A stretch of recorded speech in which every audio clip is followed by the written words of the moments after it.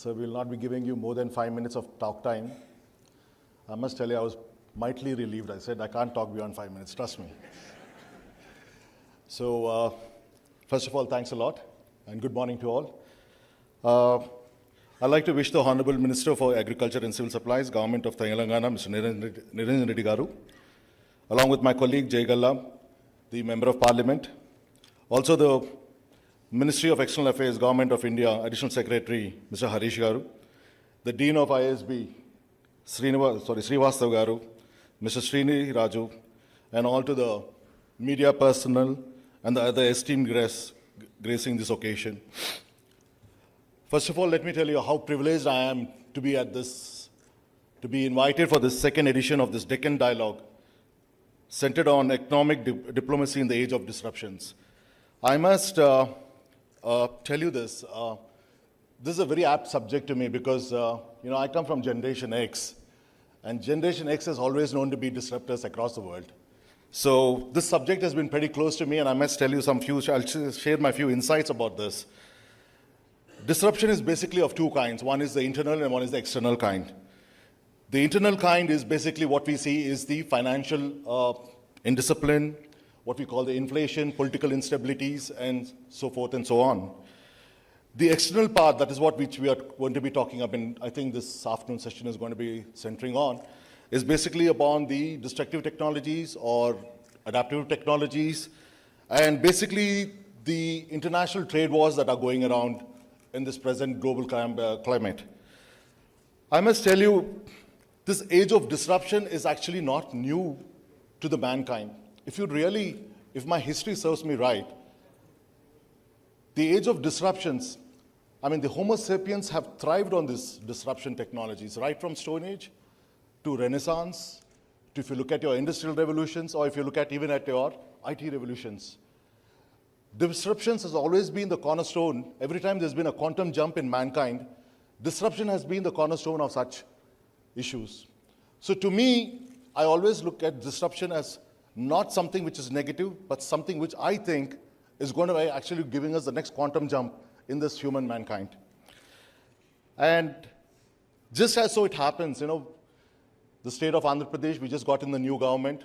We have a very young chief minister, Sri Jagannath Reddy Garu.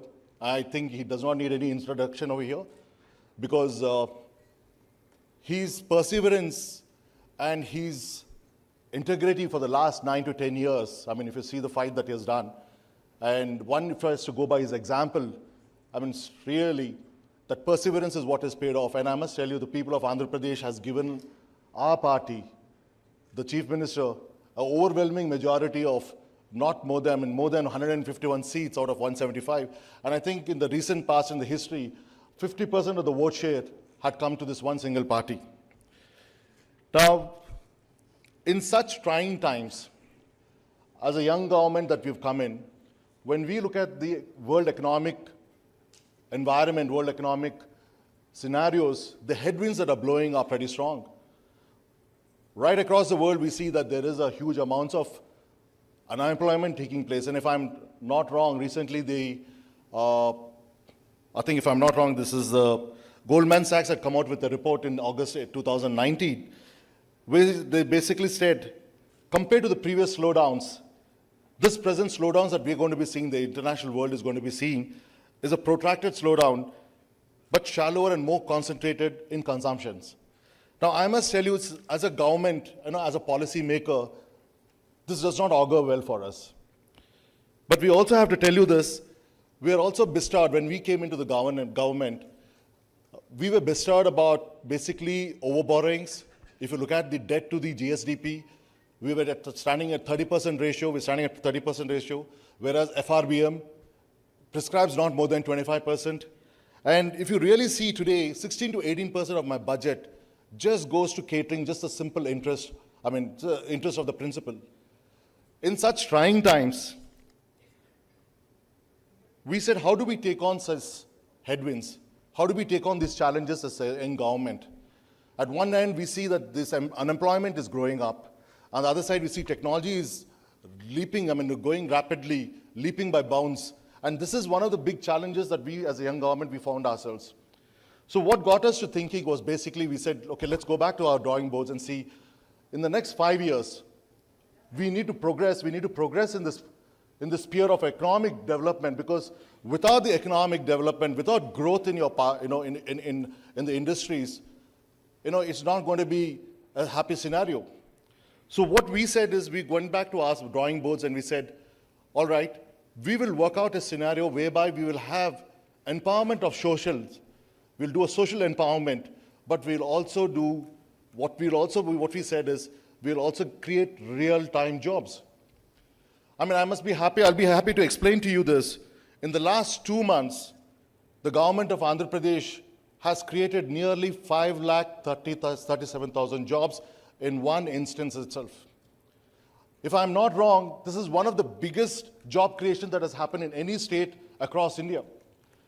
And this is basically what we said is, we looked up at a report that basically, I think if I'm not wrong, it was somewhere in 2011 when McKinsey report had said that basically the basic services that today the people, that they get, whatever services that they are bestowed, I mean, whatever they're supposed to be getting, only 50% of the basic services are reaching these people. So we saw an opportunity there. We said, if we can raise it to 75%, if I can create at the same time a good governance, if at the same time this gives me a chance to create employability, I said, why not we take up this chance? So that is the reasons why we created, and also with this, we also said administration needs to be decentralized. So one of the biggest things that we have done is, if you see across India, most of the administrations either lies centered in your capital cities, or in your district headquarters, or it is basically in other secretariat staff. But we decided that we need to take the governance, a real-time governance, to the people of the villages. People who, almost 87% of the people dwell in those villages. So that is why we created village secretariat systems, where every service, where every basic services, the people from that village need not have to go to their mandal headquarters or need not have to go to the district headquarters. Those services will be delivered to you at your doorstep. Now, to me, I saw an opportunity here. We all saw an opportunity here. One, we're creating great governance system over here. And number two, we're also creating employability. So this culminated, as I said again, a creation of job creation was happening. Also, one of the things that we also said is that one of the mainstay of this government, I mean, our government in Andhra Pradesh, has been what we call the Navaratna schemes. These 9 schemes are basically social empowerment, but also it is also called freedom from administration. One of the things, what we said, is that to grow and to commit to ourselves, the economic growth and revenue buoyancies are 2 important points of this. One thing that as a state of Andhra Pradesh, I think the Honorable Vice President was so kind enough to say, one thing that we have in abundance and one thing that we have across in India, and especially not particular to any one state, but also one specialist that we have is that abundance of human capital. State of Andhra Pradesh is bestowed, it's blessed with entrepreneurial zeals. We have, as he says, some of the top 100 CEOs or the top, the value creation families have come out of Andhra Pradesh. So this also we have taken that, as an advantage to us. And what we've said is, how do we support in these trying times? What do we need? In fact, we are using this opportunity to clean up our internal house. We are saying we need to get back fiscal discipline back to our state. In the past, I mean, I've seen this, I'm Minister of Industries, I've seen this so many times, a lot of industrialists walk up to me and say this, incentive schemes that they were promised to them have not been paid. So one of the first meetings that we had with our Chief Minister, and the Chief Minister was so prompt in asking us this question, if we are not paying these incentives, these industrialists, how can we expect new investments to walk into our state? So he actually said, let's bring in the financial discipline to the state first. And I'm very happy to announce that the outstanding incentives that have been there for the last 5 years or the last 10 years, I think it was tantamounting to almost about 2,500 or 2,600 crores, 67% of it has been cleared as of yesterday. So this is the kind of fiscal discipline that we would like to bring into the state. And also what we also said is the ease of doing business. I mean, just the Minister for External Affairs, the Minister of State for External Affairs has said this. This ease of doing business is basically a program set about by Government of India along with World Bank in seeing that how exactly the businesses are doing. We have taken it a further notch down. We said we will take it down to the district levels. We do not, because that is where it actually starts. It's your local Tahsildar is the first person if you need any permission. So we said we will involve those stakeholders into this ease of doing business too. So such proactive steps. So what we have also decided is this: we are using this as opportunity. This whatever we call this disruptions that is happening right now. We're going to be using this as an opportunity, as I said, to clean up our house. And we have also embarked on one single agenda in our state. We want to create the world-class workforce. You know, if you really understand the IT revolution that has happened in the late 90s and the early 2000s, it was none thanks to any government agencies. If you really historically look back the IT revolution that took place in this country, or why our services were much needed across the world, it was purely the fact that basically our mothers and fathers said, other than mathematics, you're not studying anything else. No arts, no sciences. I mean, you don't know, if you want to be an actor, no actor.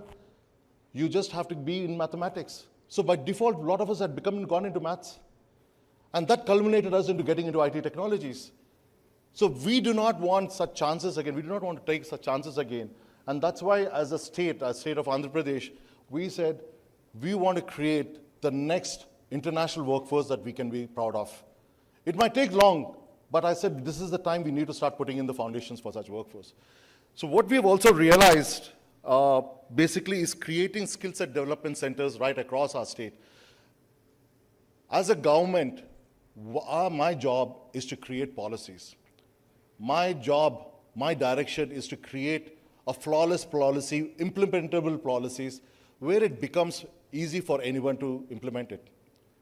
Because we strongly believe it's the policies which are going to empower and enrich the future generation of entrepreneurs or the workforce. And that is the reason why we've gone back and said, we need to get back to the basics of what this is all about. And we said this. In one of the meetings, actually, I must also tell you this, our Honorable Chief Minister said, industrialization, but not at the cost of environment. He said, we have a moral duty to the coming generations of this India, that today we should not become the waste bin of the world, that, that every polluting industry should not be in our, we should not be inviting them over here. So this green revolution that he wants to undertake, he says is very clear. One, at the same time, it's not only enriching the people, but with a very, very, I would really say with a responsible administration over here. Before I finish and conclude my remarks, I would just like to say that, we are also taking this with a very cautious optimism. We do not want to get carried away by, centralizing any revenue forecasting. We believe certainly this young and dynamic India is at a threshold of greatness. And I think we should grab it by these two hands, because we certainly believe in one thing: there is a greatness, prosperity, and overall development is awaiting us all. Thank you very much. Jai Hind.